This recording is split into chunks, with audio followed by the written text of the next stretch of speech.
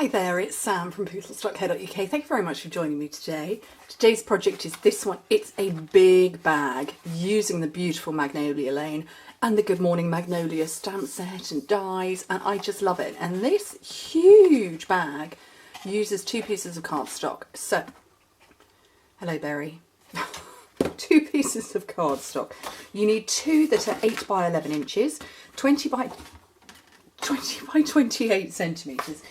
And we're going to do exactly the same on both. So, where's my scorer? So, on the first one, and like I said, we do exactly the same on both. You score it at 2 inches and 10 inches. No, sorry, 2 and 10.5 inches. In metric, that's 5 and 26.5. Then at the 1 inch mark, you're going to score down. Oh, autofocus sorted itself out. Then you're going to score down to roughly 4.5 inches. So you're going to do that at 2.5 centimetres down to about 11.5. Turn it so that that bit is on the right hand side and score at 2 inches. 5 centimetres. So I'll repeat that.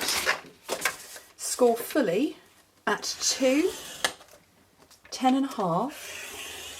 Part score down about 4.5 inches at 1 inch. And then turn it and score it at 2 inches. So in metric, score at 5, 26.5, 2.5 down to about 11.5. Turn it and score it at 5. That's it. Let me move this out of the way. My cats are being ridiculous. They're both here. Berry is parading backwards and forwards. Sorrel is behind the blinds. I think I might just open the blinds. Oh, and let them both in there. So what I'm going to do now is this part scored line here. I'm going to join it up there and there. And again, you do that on both.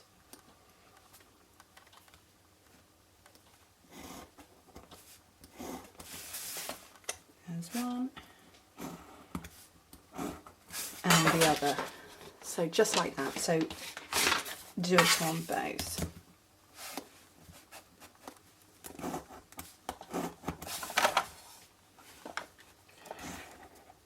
Okay, now before I put it together, I'm actually going to put the DSP on. So that's the scraps. That's the leftover from my sheet. I've got 2 bits here that measure 5 3/4 by the wrong amount. It should be 5 3/4, not 5 1/4. Guess I'll be trimming some more. Let's have a look at the DSP while we, because I read my own measurements and cut them wrong. So this is the one I want. Aren't they beautiful? Right, let's try that again, shall we? Operator error. I've written the measurements down correctly. I've just not cut them correctly. So 8 1/4. That's 21 centimetres. And then 5 3/4. 14.5 centimetres. Good job I've got plenty of paper. And actually it's quite a good job they were big pieces, because I can do something with big pieces. When they're little I can't. She's pulling stuff off my window. There we go. 5 3/4 by 8 1/4. 14.5 by 21 centimetres. So let's snail those on.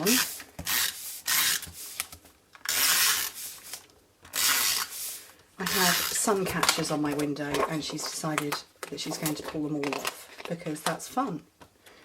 So I used basic black cardstock. It's Early Espresso that's in the background as well. That's one of the other neutrals. And then Petal Pink and Mossy Meadow are also in there. And again, let's pop that panel on there too. Brilliant. So fold and burnish everything. Don't worry about those part scored lines or the diagonals. That will pull together naturally. So there's one.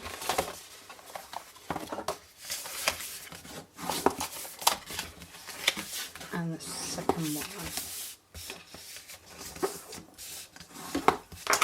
So again, we're going to do exactly the same on both. So trim a little bit off the top of one. I mean, that's a proper little bit. And then remove that bit. And on here, cut straight down the rectangle and wedge a little bit on the square. So just like that. And repeat the same over here as well.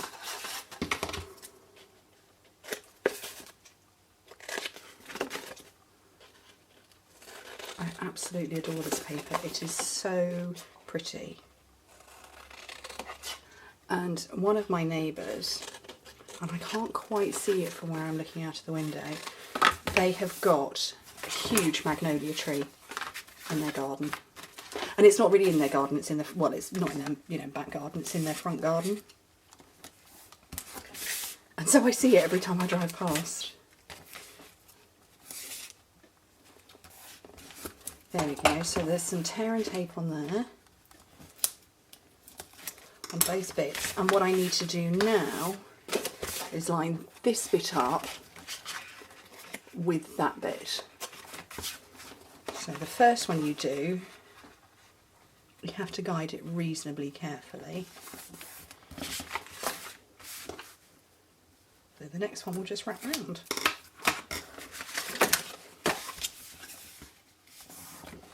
There we go. Front and back, they're both the same because there's a seam on either side. Can't really notice it on black, fortunately. She spotted a bird out the window. She chatters at them. It's ever so lovely to hear. And seal that up and closed. And so this is the front now. And what will happen is when you push your fingers in, the bag is going to follow the scored line, and the diagonal ones will automatically, instinctively pull together like that. Okay, so let's get this closed up. As part of the Magnolia Lane suite, there's a ribbon pairing, and it's these two. So it's this lovely sort of linen ribbon, and then some, is that mossy meadow or old olive? I don't know, lovely linen thread.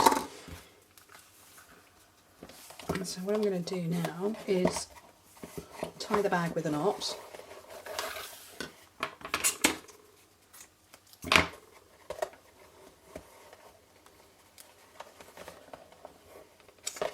And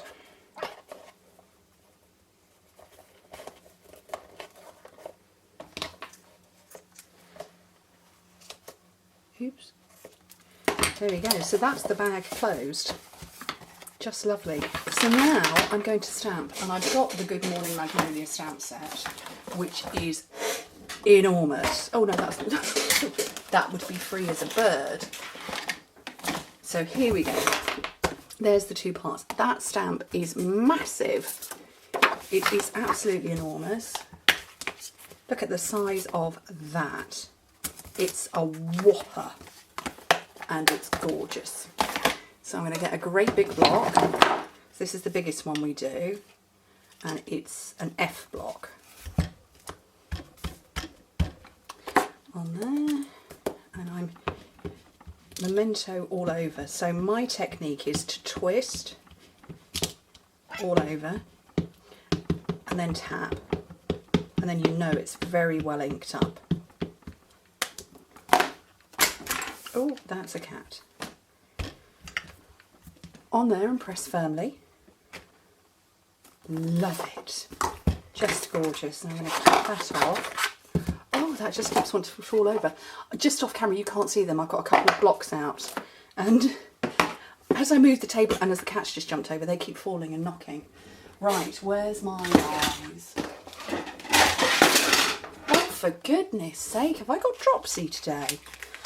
So this is the Magnolia Memory dies, and this great big one here is going to do all the hard work for me. I'm not very good at fussy cutting. I'm not mad keen on doing it.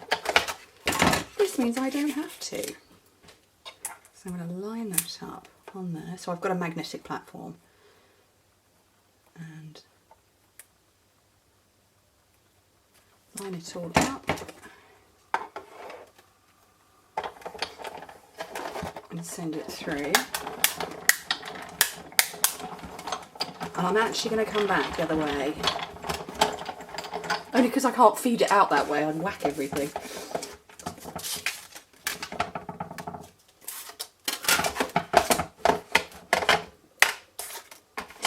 Pop those out of the way. Pop my dye away, you know what they say. Haha, you know what I say. Don't put it down, put it away. And let's do some blends work. So, I've been doing a lot of blends work with you lately. Has it been useful? Let me zoom in. So, Memento ink,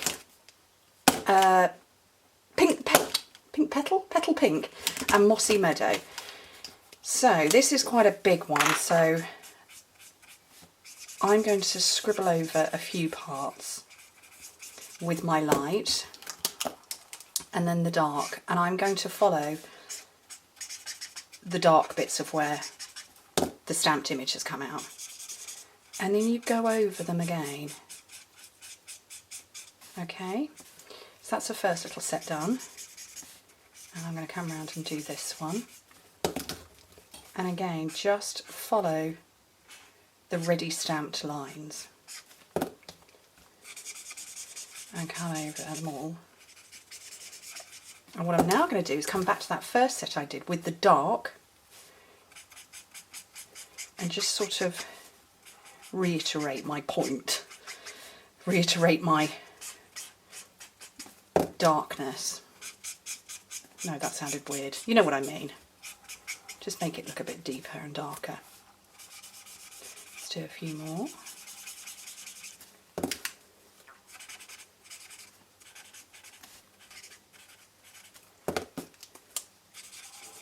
Petal Pink is one of those pairings that does need a little bit more work to get the depth of colour, but that's okay.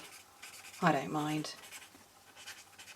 Wasn't a colour I was ever keen on, and it's a bit like a dirty pink for me, but it's still pretty. And then the last couple.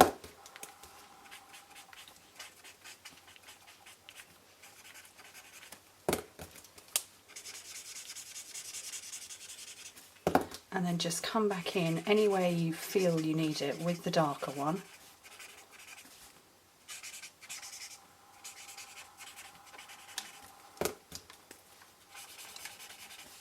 And just sort of go over the top.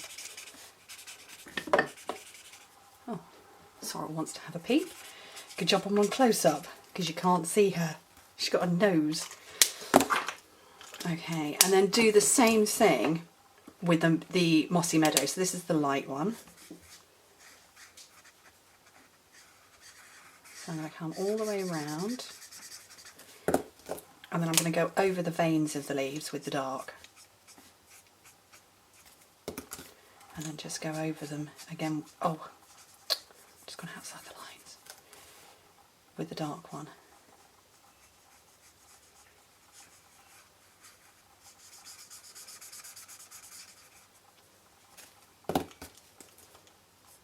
But if you haven't tried blends and you're not sure where to start, go with your favourite colour. Do that and then build up your collection. Just try, I promise you, you'll love them. And I'm not, I'm a quick crafter. I love to do colouring in, but I'm a bit impatient too. So it took me a long time to get into them, and actually I was quite inspired by my team and what they would do with them. So, like I say, I would go with your favourite colour. So if your favourite colour is red, choose one of the reds, or if your favourite colour is pink, choose one of those and just play. And my last one, and I'm going to come back to that one in a second because it needs a little bit of work.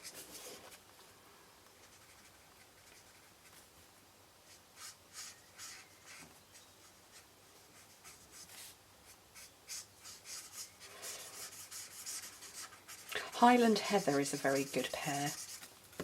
I sent a bunch out to some lovely ladies who'd shopped with me. They'd waited very, very patiently for some stuff that was out of stock, and I promised that if when it came back into stock I would send them something. And I sent them some Highland Heather blends because they worked perfectly with the stuff that was out of stock, and I loved them. And so many of them said, oh, I didn't know they were so good. Right, actually on that line I need to come over there again. And hopefully you can see, if I tip it that way, you can see this has now settled down. All of the alcohol has done its thing and it's bled through where necessary, and it's just all settled down, so it's quite natural. These will do the same. So let me zoom back out again. Bring in my box, and what I'm going to do, where's that old olive? There it is. So I'm going to make a poodle loop. That's what we fondly call it. So I'm going to go around 4 fingers, a handful of times.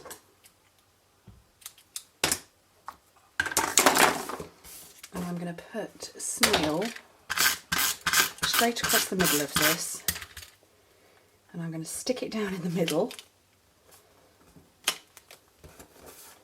Okay, and then bend my loops in different directions, and I'm going to stick it to the snail that I've just put down.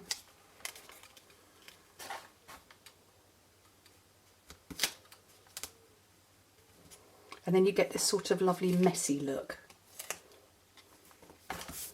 of ribbon behind. And then some dimensionals. There's a whole bunch of those.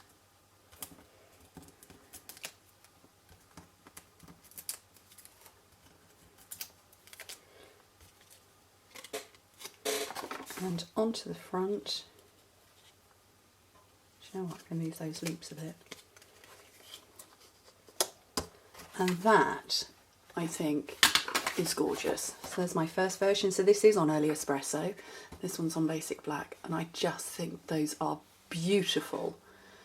Anyway, thank you ever so much for joining me. Hope to speak to you soon. Bye.